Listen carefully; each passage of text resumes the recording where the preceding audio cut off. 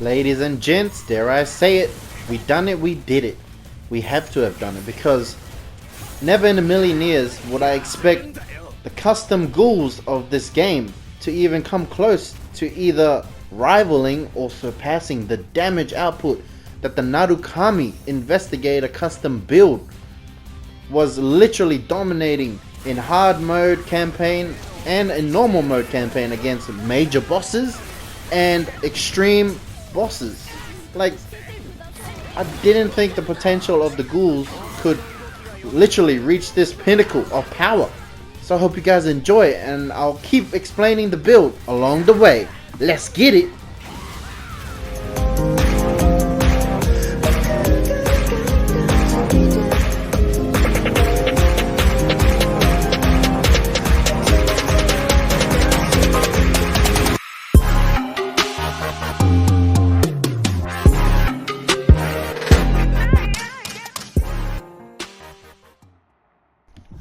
Oh my goodness, you guys, you have no idea how hard it was to even come up with such a method, such a build that would redeem the ghouls of this game, because they were so weak. Their skills, their weapons, the kagunes, man, they didn't even come close to rivaling the investigators, the Quink squad. Like, their skills were so meh. They were so weak, so lame. I was about to give up, but I thought to myself, the ghouls deserve better. And so I came up with this build, and the potential of this build is extremely high. And at the same time, this build, I would not recommend you run it in online mode whatsoever. Potentially, it is extremely risky to pull off.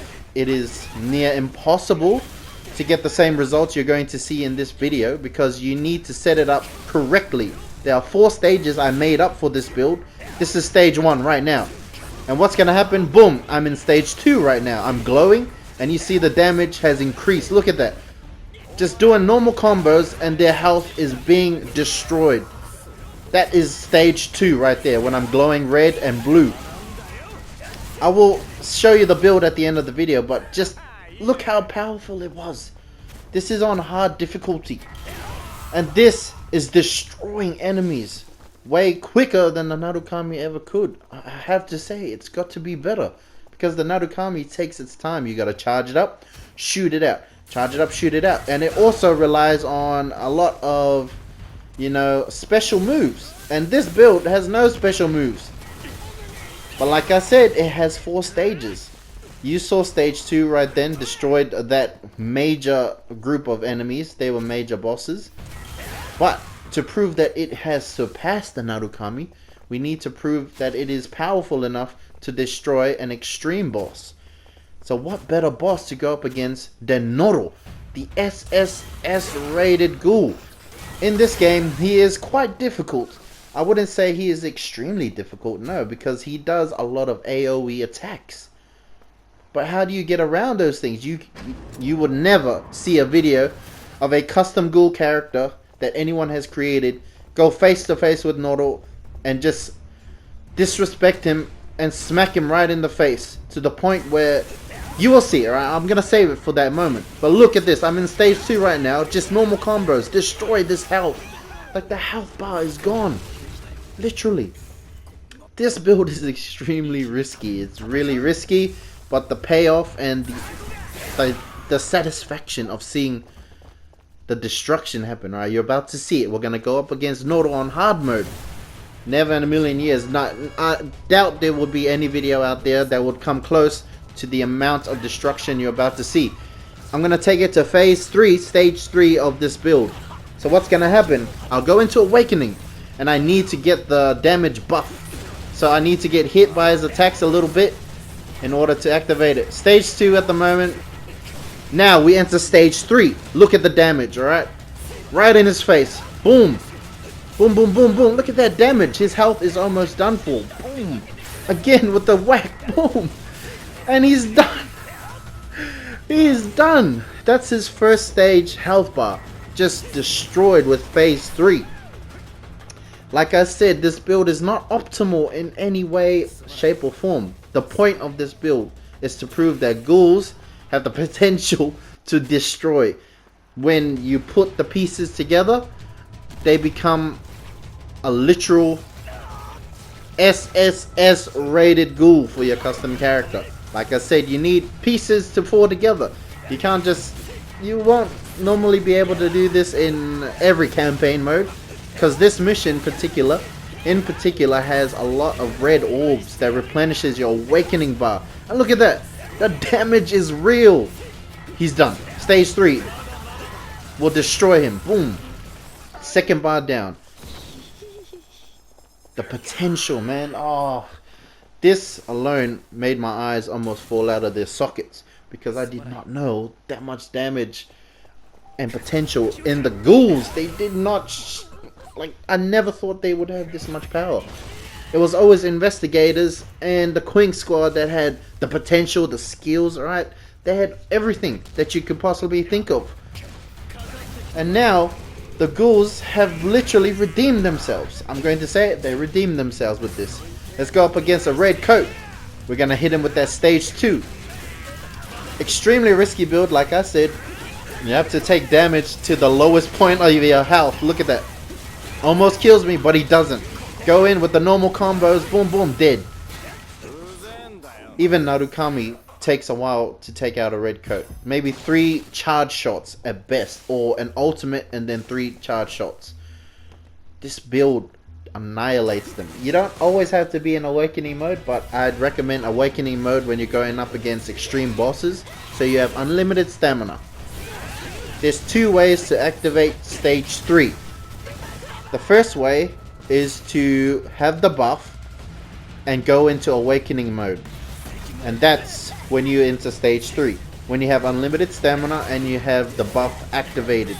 That brings all the skills together for one big burst of power. That's stage 3.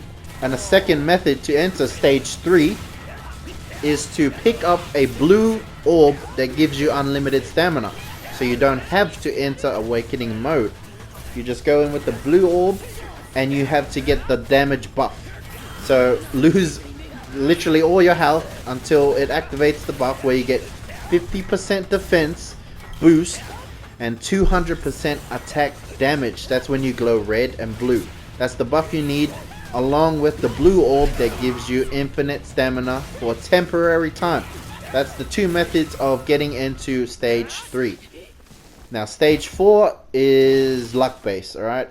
Basically you need the buff while you enter rage mode.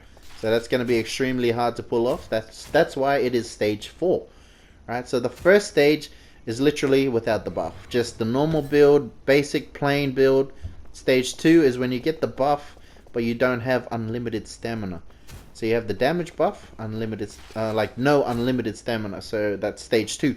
Stage 3, either awakening mode plus the buff, which gives you unlimited stamina, of course, and you have the damage buff.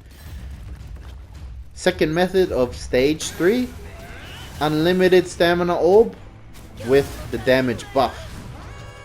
Now once again we're gonna showcase the potential and power of this build. Extremely risky once again, alright? You have literally no health and you literally need to get hit on purpose. So I got the buff, awakening mode, stage 3 activated. Destruction, easy destruction. If you hit your mark, of course, you gotta make sure you hit the mark properly. Now Nutcracker would have died if she didn't enter her ultimate, which saved her a little bit. But these two right here, one hit, boom, gone. That health drop, dead. Oh man, if only we had more duration on that awakening, it would have been so amazing.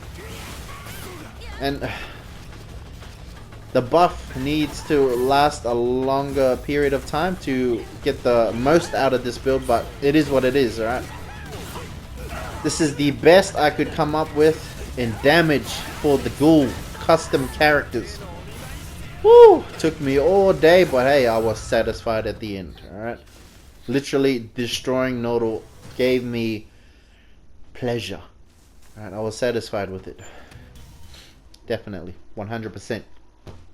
Ah, whew. What a journey. Can't believe it took me all day just to even come close to potentially beating Narukami. And don't get me wrong, Narukami is still powerful in a lot of ways. It beats this build in different categories. So it beats it in survivability. Narukami definitely has more survivability. It beats it in comfort.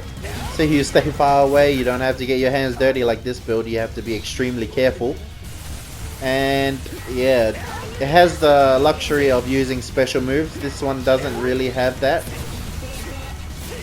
But the ghouls had to come back somehow, and this, I feel like it has given me clarity that the ghoul custom characters aren't useless at all.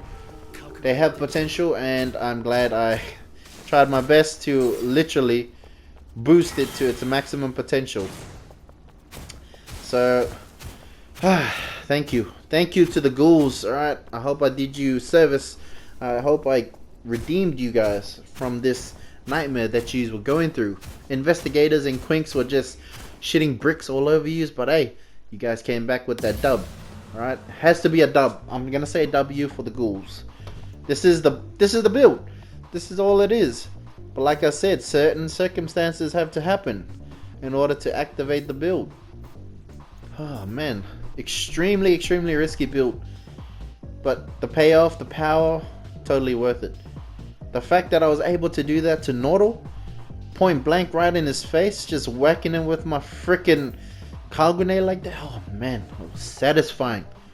You will never see a video of anyone getting that close. Even with ultimates, even with Awakening activated, they still keep the distance because he's a problem when it comes to his attacks.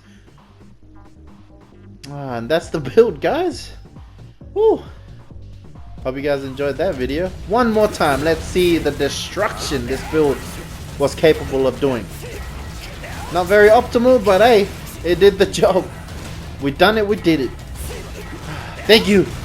Thank you so much, guys. This is it.